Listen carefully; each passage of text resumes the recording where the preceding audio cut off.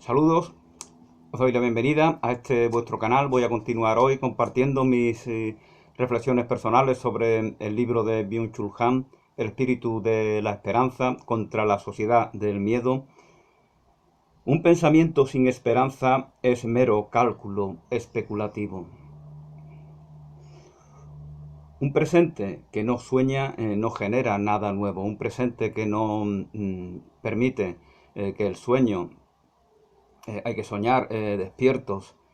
Eh, el sueño en la vigilia es lo que nos permite predisponernos a trascender aquello que tal vez tuvo sentido en un tiempo pasado, pero que ya no nos aporta nada. Y un presente que no sueña no genera nada nuevo. Pero para Camus, en el discurso del Nobel, porque había comentado en el vídeo anterior de cómo criticaban Camus la esperanza, ¿no? Que había dicho que la esperanza es una trampa de quienes no viven la vida para la vida en sí. Es decir, equipara la esperanza a esa expectativa ilusa y tal vez egocéntrica que tiene la persona que no acepta la realidad presente. Sin embargo, nos recuerda a Byung-Chul Han que el propio Camus, en su discurso de recepción del Nobel, decía que la esperanza ya no es una ilusión, sino que es la vida misma. Eh, la esperanza es la vida misma. Por lo tanto, porque realmente Albert Camus, a pesar de ese comentario contra la esperanza, es un filósofo que ofrece esperanza, con lo cual hay esa contradicción, ¿no? La esperanza para Camus en su discurso ya no es una ilusión, sino que es la vida misma. El sueño de Martin Luther King es la visión del que sueña despierto. Martin Luther King es prototipo de aquel que sueña despierto. Hay que dormirse arriba en la luz, hay que estar despierto aquí abajo en nuestra realidad cotidiana.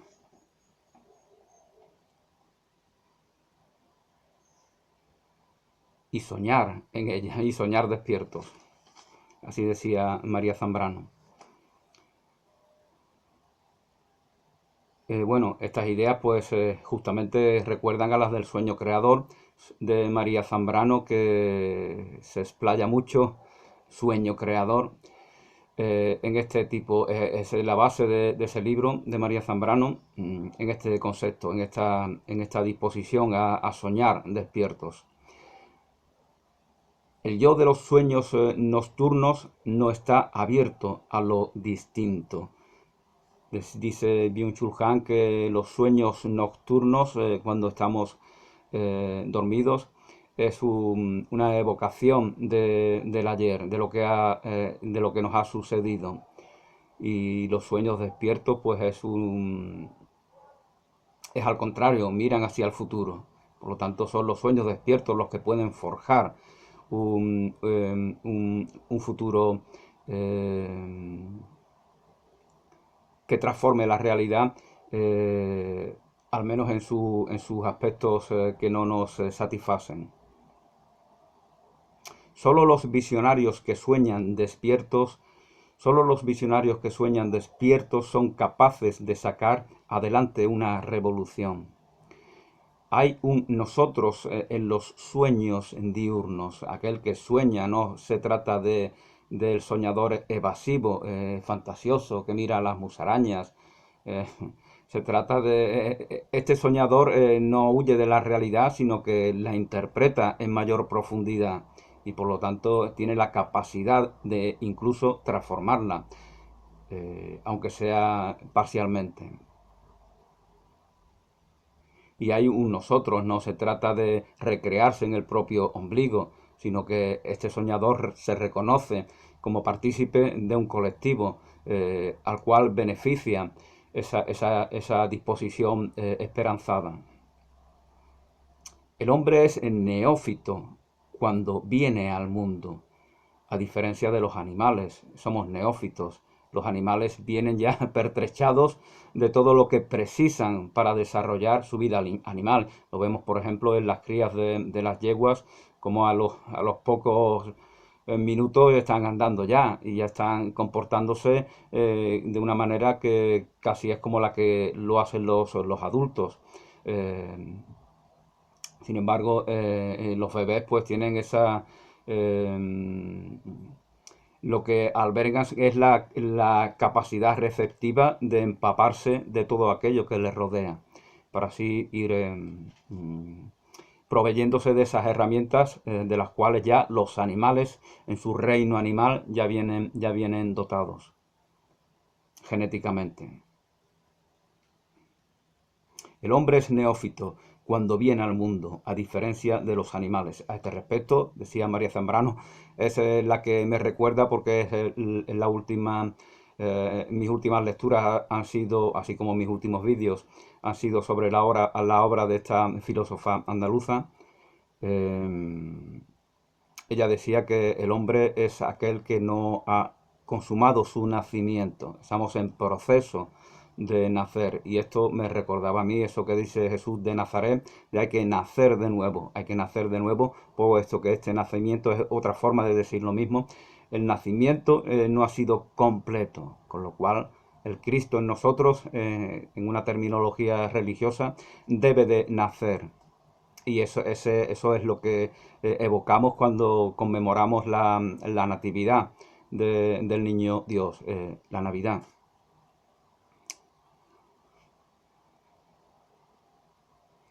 Qué es este mundo? ¿Qué es? Que en este mundo, perdón, que en este mundo existe una capacidad plenamente terrenal de obrar milagros y que esos milagros y que esa milagrosa capacidad no es otra cosa que la capacidad de actuar, lo sabía Jesús de Nazaret, dice Byung-Chul Han. Y no solo lo sabía, sino que lo reveló al comparar la fuerza del perdón con el poder de quien obra milagros,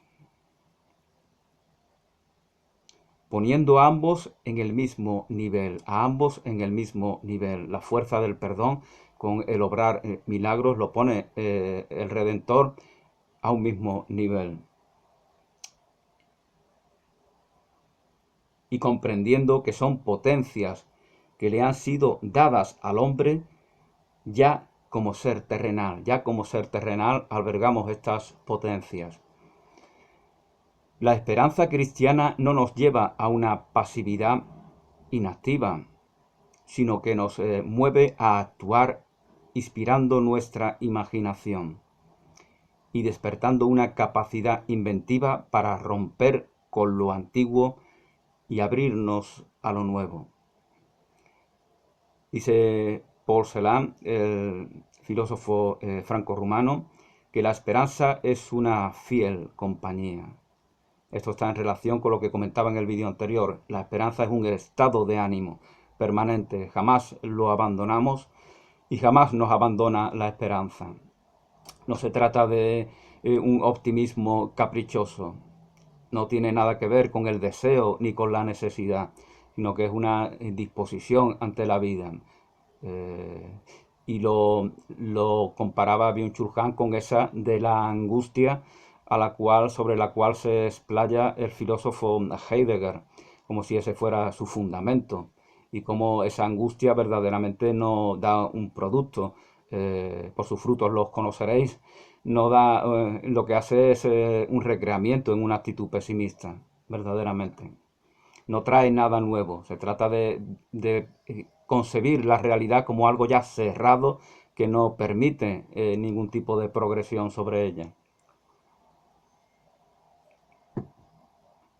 Y recordaba como angustia tiene la misma etimología que miedo y angostura, esa cerrazón de mente y corazón que impide que nos abramos a aquello que nos transforma. La luminosa luz de la esperanza se aviva con las tinieblas más profundas. El optimismo carece de esta perspectiva. El optimismo está en relación con la vida acomodada, con el miedo a sufrir.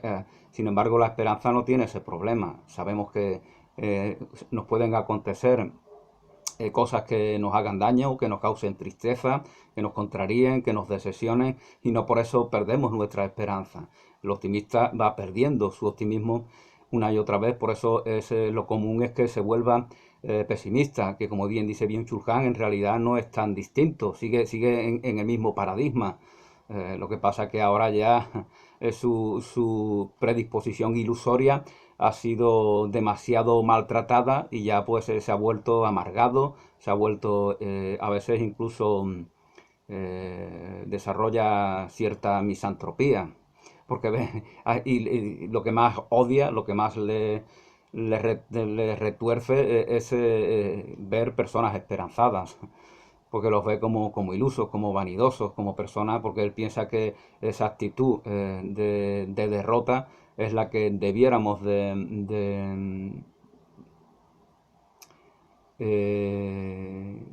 tener todos. Esperanza y porfía van de la mano, esperanza y porfía van de la mano. Ni el desastre absoluto puede con la porfía. Es decir, no hablamos de personas esperanzadas de la misma manera que el amor, la benevolencia, la compasión. El sujeto que está cultivando esa mentalidad aislacionista y que lo confronta con todo, con todas y con todos, ha ido forjando una percepción de todo ello, del amor, de la compasión, de la benevolencia, como pura sensiblería, sentimentalismo. De esa misma manera, también percibe la esperanza como un elemento más de esa sensiblería, como una huida de la realidad, como un refugio para débiles. Así es como ahí es donde él encuentra consuelo, ahí es donde el amargado, el misántropo, el aislado, el confrontado con la inconmensurabilidad del universo, ahí encuentra su consuelo, pensando, no solo pensando, ni no solo sintiendo, sino teniendo la convicción de que es superior a todos aquellos que albergan la esperanza. Y como comentaba, la esperanza puede estar en un sujeto combativo. De ahí esta mención de la porfía. No se trata de amaneramiento, no se trata de comulgar con ruedas de molino, de contemporizar con aquellos que pretenden confrontarse con nosotros. No se trata de nada de eso.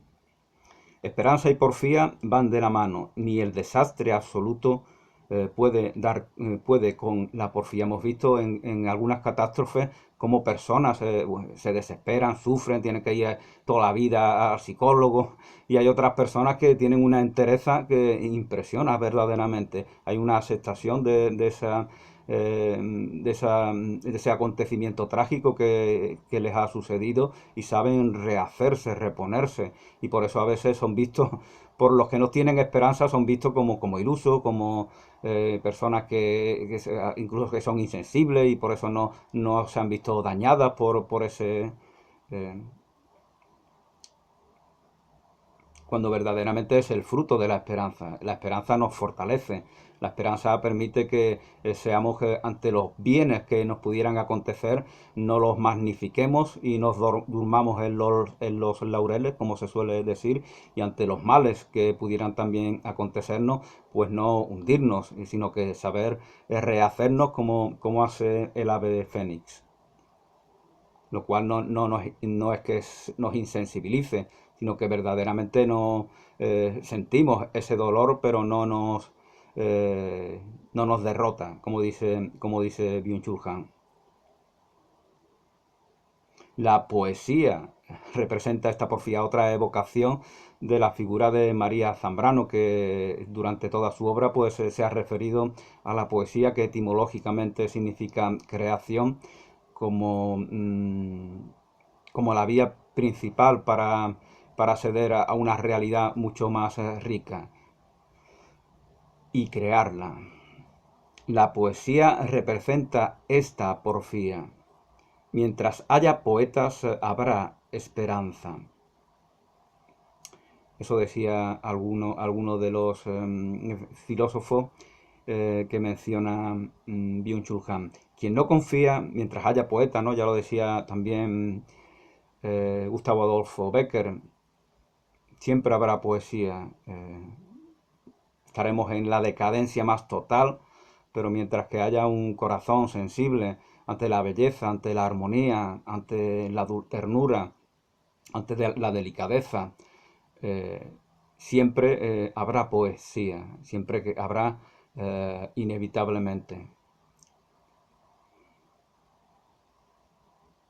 Quien no confía, mientras haya poetas, habrá esperanza. Quien no confía, porque el poeta parte de esa plenitud, parte de esa aceptación, parte de una totalidad que se expande, como lo hace el Big Bang primigenio.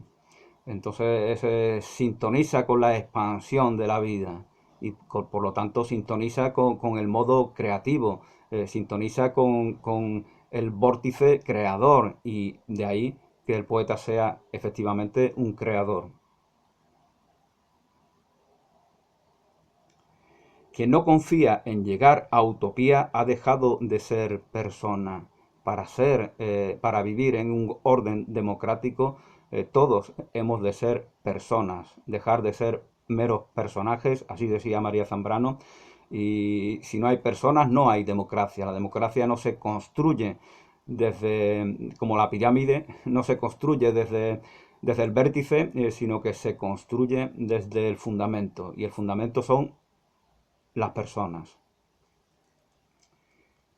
Quien no confía a llegar a utopía significa lugar que no está en ninguna parte. Decía Oscar Wilde que cualquier mapa debe de incluir, cualquier mapa que verdaderamente tenga sentido, valor, debe de incluir un espacio, un lugar, un territorio llamado utopía. Si no, no vale nada. Si no, es el pasado que se repite una y otra vez. Y quien no confía llegar a esa utopía ha dejado de ser persona. Es un mero instrumento que maneja el pasado, que se repite sin que pueda haber progresión alguna.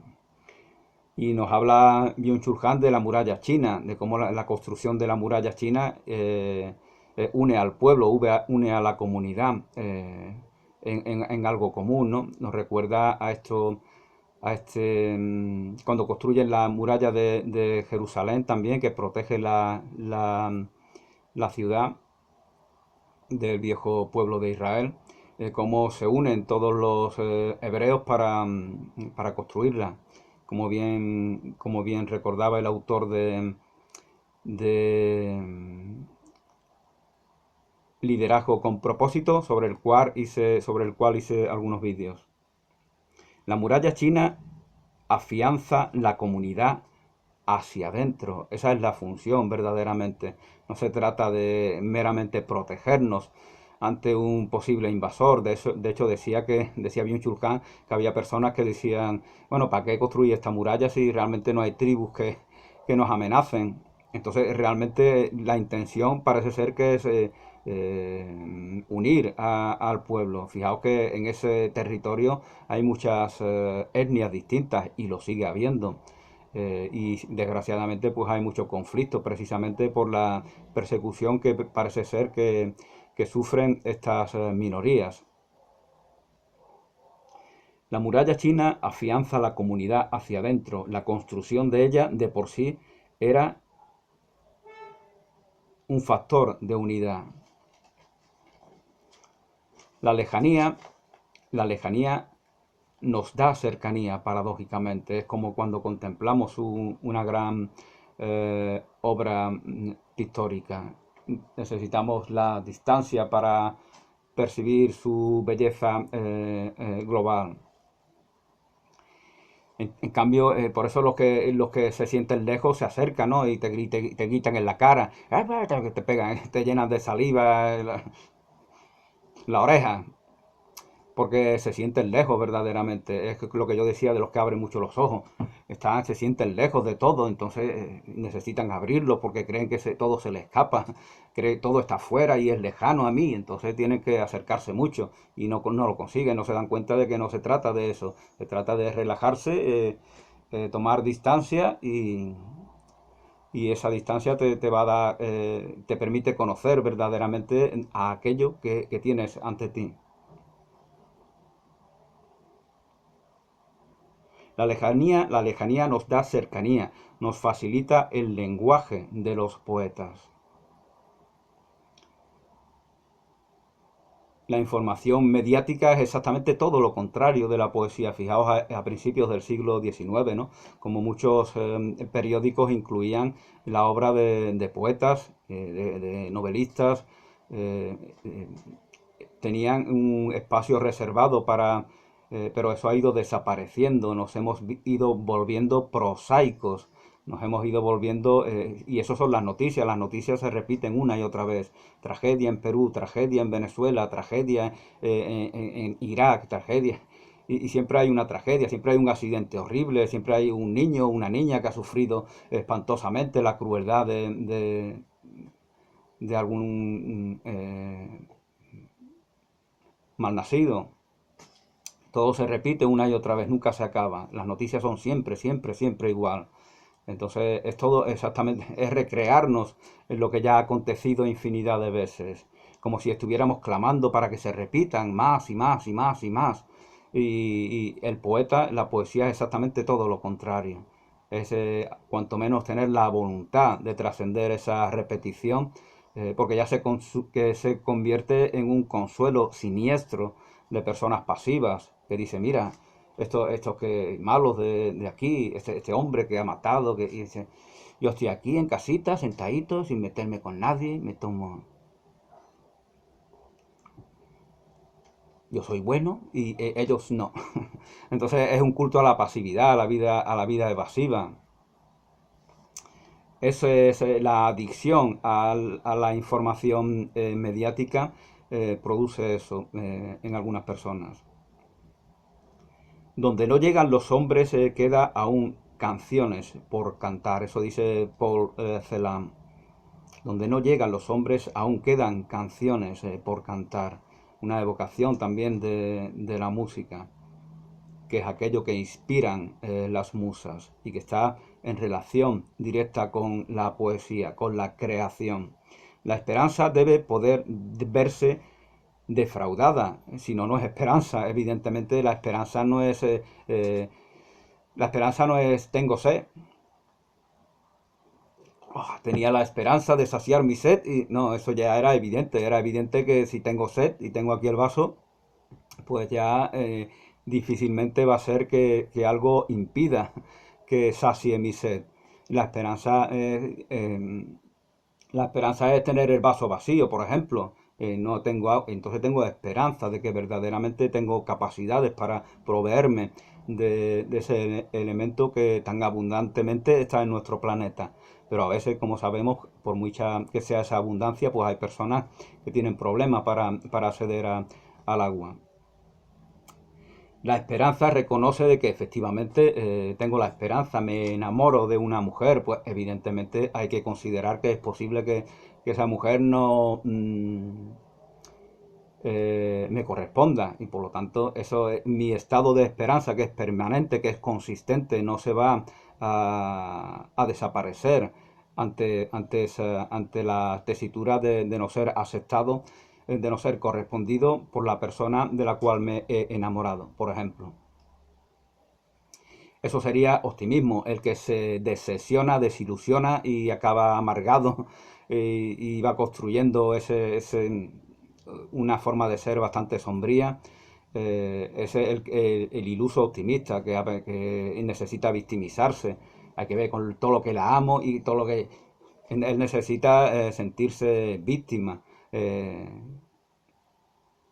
porque verdaderamente parte de la falta de afecto que tiene con respecto a sí mismo. Y con lo cual busca que se le compense de esa carencia desde afuera. Y al no ser satisfecho, pues se irrita una y otra vez. La esperanza debe poder verse defraudada, si no, no es esperanza. El amor no distorsiona la realidad, sino que nos revela su verdad. El amor no distorsiona la realidad, sino que nos revela su verdad. El amor es una fuente de aprendizaje también, en la medida en la que no nos hemos hecho conscientes de todo aquello que nos revela el amor.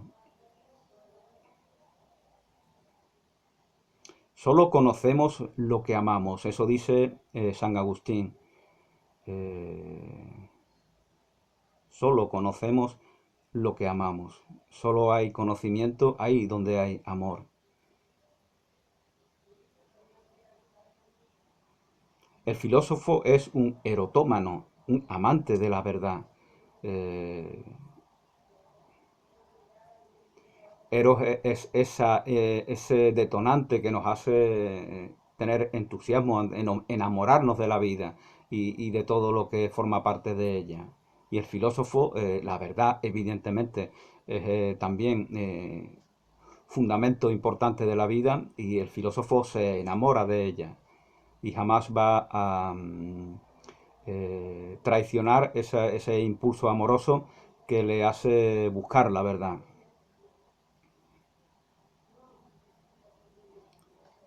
Eros da alas, inspira a pensar, tal como antes comentaba. Eros nos da alas, nos inspira a pensar. Sin el Eros nos quedamos retenidos en el infierno.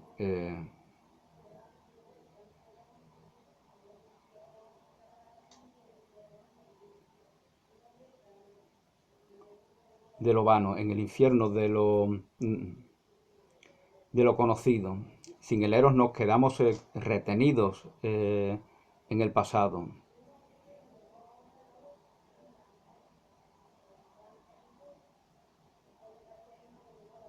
El modo de conocer de la esperanza es perspectivo, no retrospectivo. El modo de conocer es perspectivo, es decir, tiene una disposición hacia el futuro. No se trata de retrotraerse hacia información que nos viene del pasado. Fijaos que muchas disciplinas científicas verdaderamente, así como muchas actitudes que tienen los filósofos, lo que hacen es mirar al pasado, mirar hacia atrás, como ese soñar horizontal al cual me refería antes. Es un recreamiento en lo que ya ha acontecido, en lo que ya pasó, no es una disposición perspectiva, como es la esperanza, según dice Byung-Chul Han. El modo de conocer de la esperanza es perspectivo, no retrospectivo.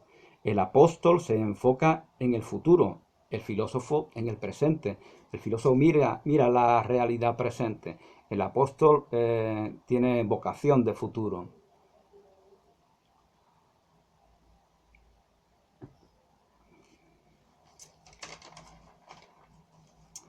Soñar es un medio para conocer, según Walter Benjamin.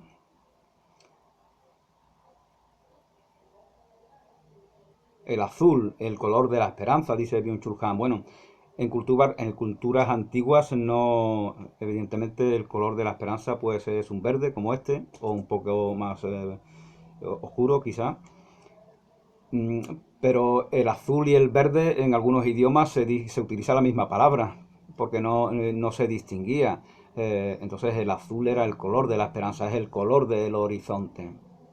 En el horizonte azul de la aurora puede aparecer precisamente ese rayo verde del cual hablaba Julio Verne.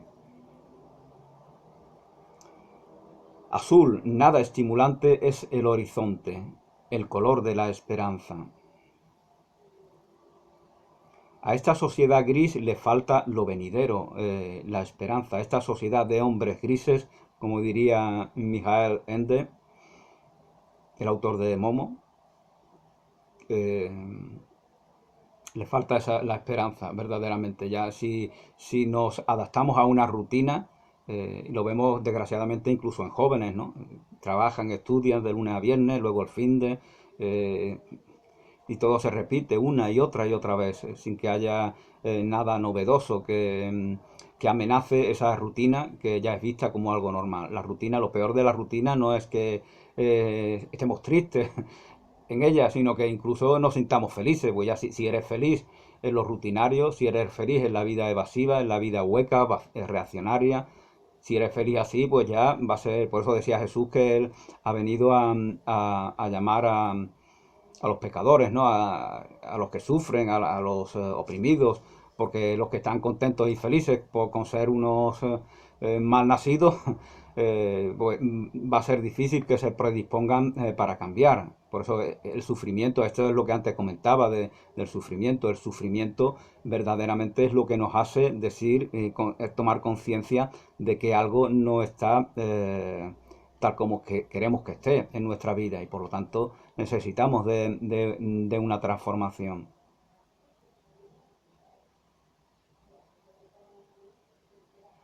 El pasado, dice Walter Benjamin, lleva consigo un índice secreto, porque el pasado también tiene algo positivo. Sin pasado no reconoceríamos a nuestros padres, por ejemplo. No sabríamos articular las palabras, los sonidos que permiten que se dé una comunicación. No entenderíamos con nuestro sentido de la audición lo que se nos está diciendo. Podemos hacer todo eso y mucho más gracias a la información que nos viene del pasado.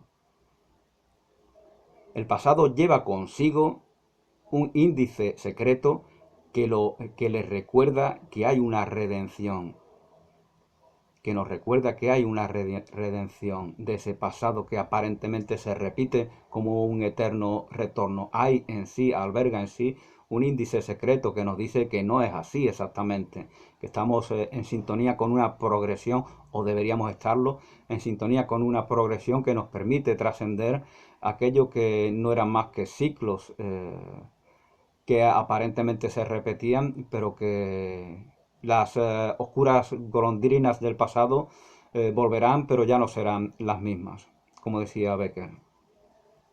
En el libro de Job, del cual hablaba también María Zambrano, eh, en uno de sus libros, en el libro de Job comienza la terrible inversión de los valores, curiosamente, ¿no? Aquí hay como una sintonía con la obra de, con la obra de, con la obra de El hombre y lo divino de María Zambrano. En el libro de Job comienza la terrible inversión de los valores.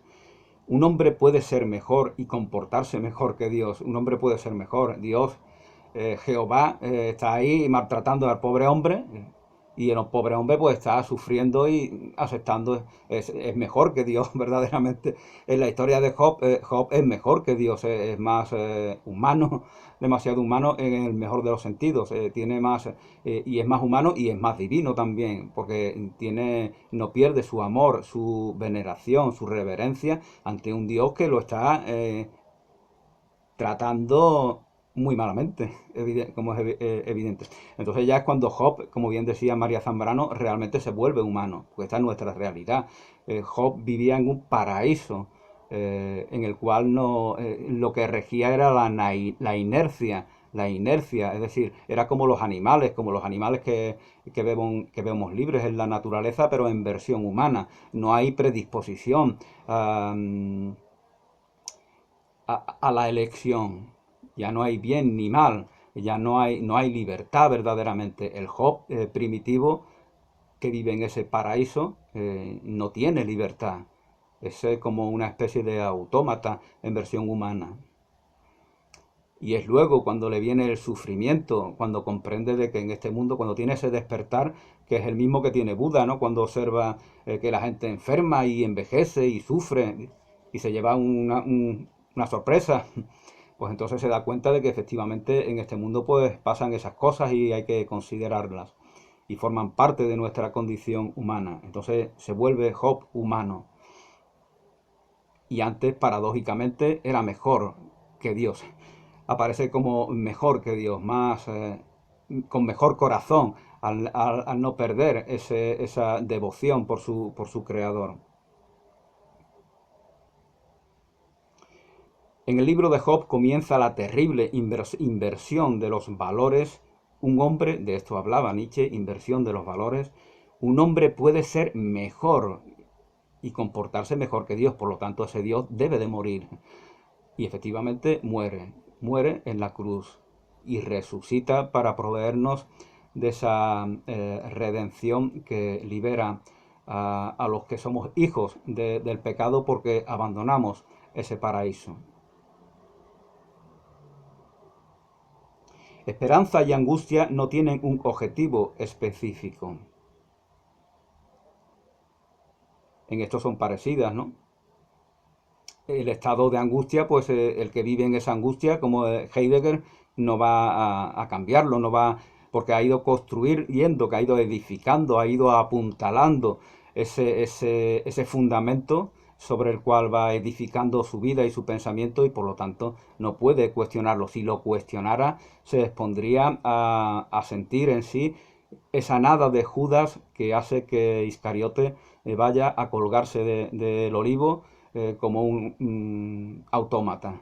Bueno, Judas Iscariote jamás, bueno, hay muchas versiones de Judas, en algunas de ellas sale bien parado este apóstol, este discípulo, pero en la más conocida que y más aceptada, pues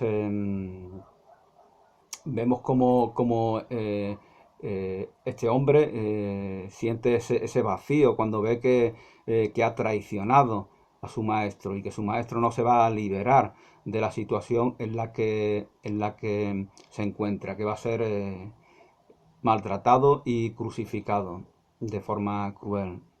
Entonces, este hombre codicioso que lo hace todo por dinero, fijaos ese reproche que hacía a Magdalena, tal vez, si no me equivoco, cuando vuelca ese tarro de perfume sobre los pies de Jesús y él dice, hay que ver, os lo digo a menudo, hay que cuidar las cosas. Esa colonia podíamos haberla vendido y así adquirir bienes para repartirlo entre los pobres, ¿no? Lo que nos dice es que él va a meter la mano y va a coger un poquito de... los políticos actuales siguen el credo, siguen las enseñanzas de Judas Iscariote. Quieren repartir bondadosamente entre todos, pero claro, ya que están ahí, pues meten la mano y trincan un poquito de ese todo.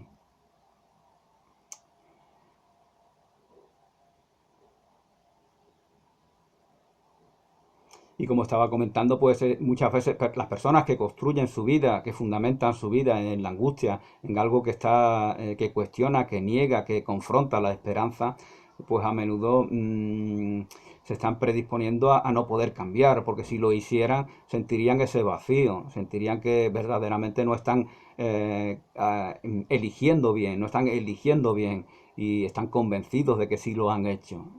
Entonces sentirían ese vacío de verse que han construido toda su realidad conforme a una premisa que verdaderamente es destructiva para sí mismos.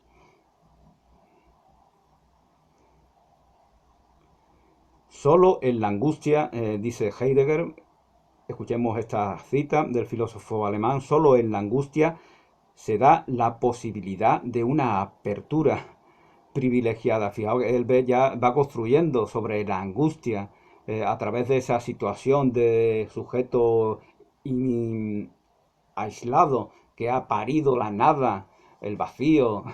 A partir de todas esas premisas va concibiendo la angustia como un estado. Ya ha renunciado a esas ilusiones. Los esperanzados ya son ilusos y cobardes y débiles y sujetos que huyen de la realidad y él pues es más importante, más fuerte y acepta la angustia. Así es como él se ve y sobre esa convicción grotesca va construyendo todo su pensamiento y toda su vida. Nos sorprende por lo tanto que acabe simpatizando con una ideología tan nociva como fue el nacional socialismo.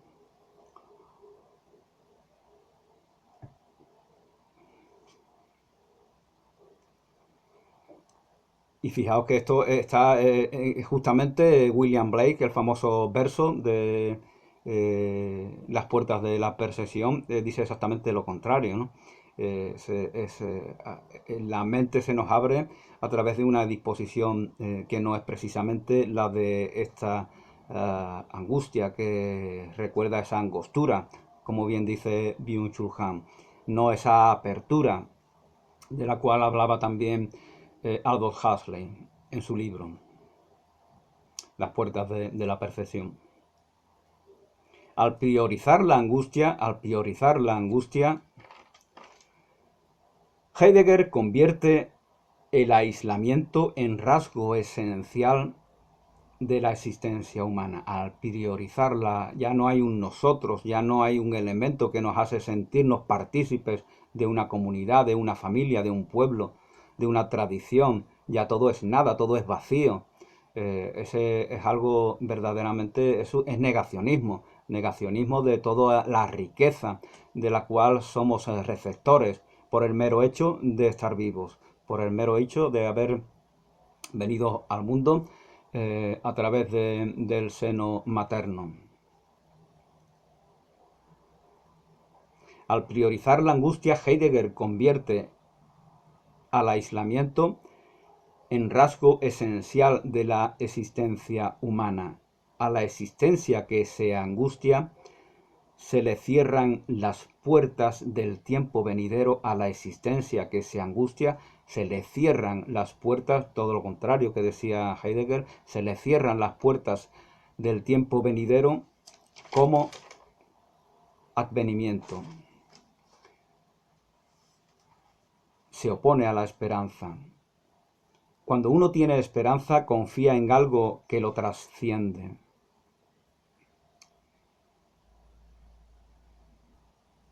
La expectativa es exactamente lo contrario. La expectativa es un objetivo. La expectativa está en relación con un objetivo concreto. La esperanza es un estado de ánimo que jamás se abandona si verdaderamente se vive, se alberga en ese estado. Es, por lo tanto, expectativa lo contrario de la esperanza. Estado de ánimo tiene una intencionalidad distinta de la emoción. La emoción puntualmente se nos da. Me irrito, siento asco, siento alegría, siento tristeza, siento nostalgia, siento repulsión, siento atracción, siento emociones, que es inevitable que todos las sintamos, también el miedo, también el dolor, pero la esperanza no es una emoción, no es algo puntual.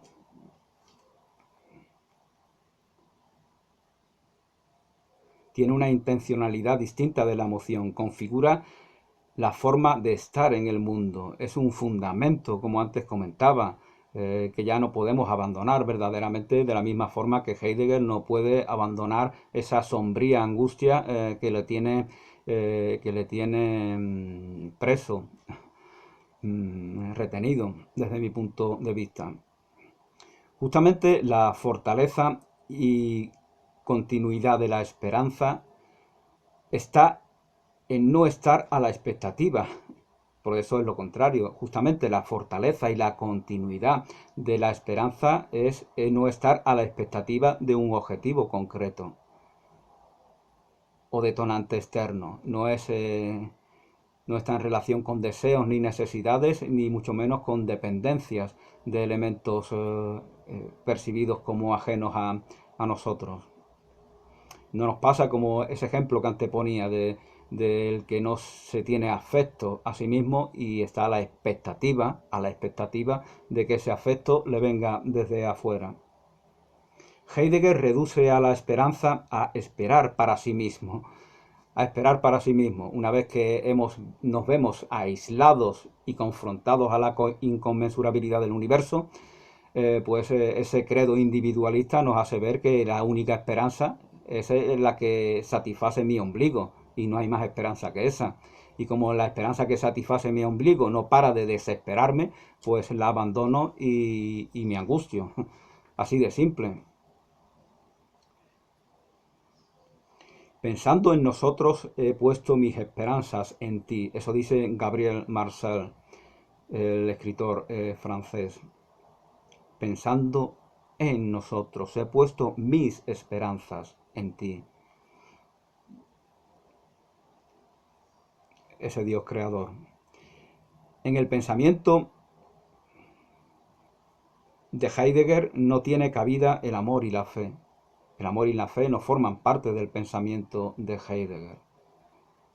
El amor es una ilusión, una vanidad, un recurso para los débiles, un refugio para los cobardes. Así lo ven. Ves como en esta sociedad decadente, pues el amor no está en las bocas de los líderes de esta sociedad. ¿Te imaginas a Donald Trump o a Pedro Sánchez hablando de amor, de compasión, de sentimientos, de benevolencia? No, ¿por qué? Porque esos son pamplinas de los débiles y ellos son fuertes.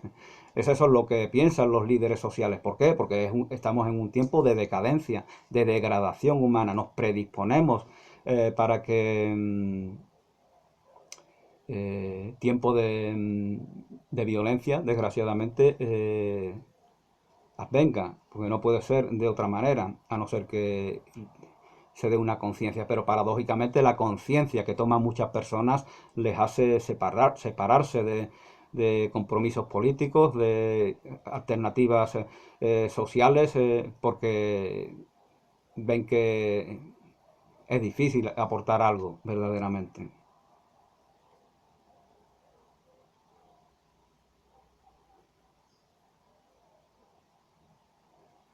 La esperanza de Heidegger es incapaz de soñar despierta.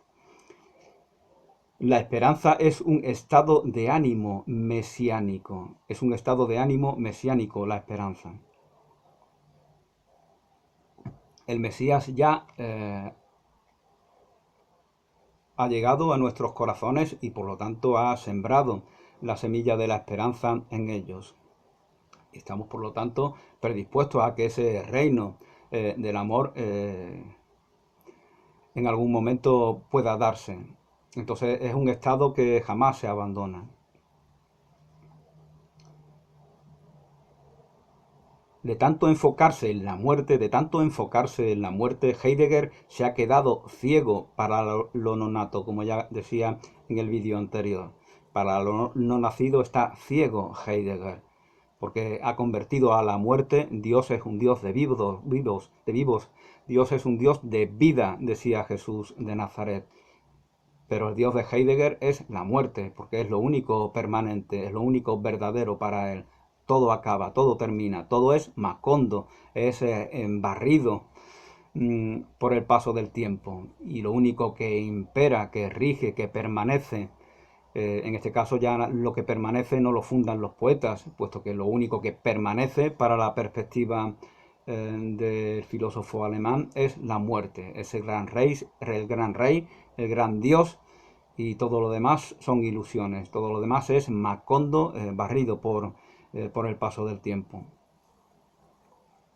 La andadura del pensamiento esperanzado no es el adelantarse hacia la muerte.